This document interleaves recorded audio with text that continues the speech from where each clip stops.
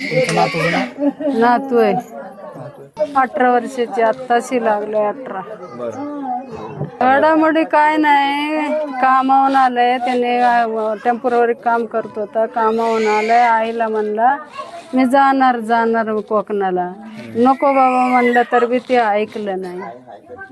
मग वडील येस्तवर त्याने पिशवी घेऊन बाहेर झाला आणि मग मोबाईल हे बंद करून ठेवलं. बाप बोलविल परत म्हणून मोबाईल बंद करून ठेवलं. इथंच त्यांनी पुढे गेल्यावर त्याने चालू केलंय म्हणून सांगते.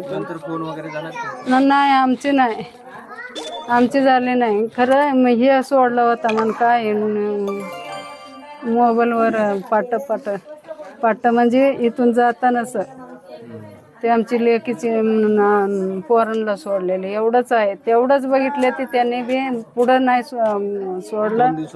बंद 2 दिवसात येतो मला. काय नाही बघा, मी तिकून आली खुरपून कामावून, इथून पिशवी घेऊन चालला होता. मी म्हणलं पापू कुठं चालला रे बाळा?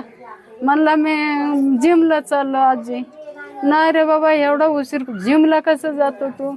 म्हणला नाही मी जिमला चाललो. मला वाटलं ते कामाला सकाळी जात आहे म्हणून गेला असेल जिमला, म्हणून मी बी गप्प बसली.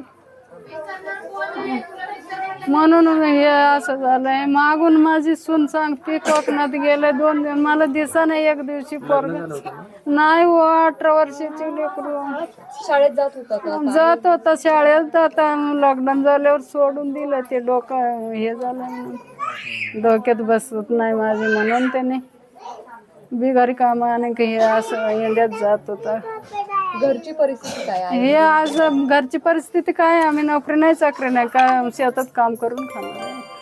कुटुंबासाठी किती मोठा धक्का आहे आता काय करावं सांगा. आता धक्का मस आहे.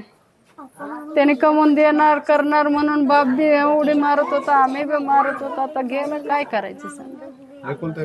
नाही दुसरं आहे, ते शाळा जात आहे. एक आहे, एक पोरगी आहे. सरकारला काय मागणी आहे? आता त्यांची काय म्हणत येत आहे ते देते, ते मग बघून मग काय मागणी आम्ही मागायची सांगा. त्यांची म्हणत काय असेल सरकारला ते देईन. आम्ही तोंडाने काय नाही.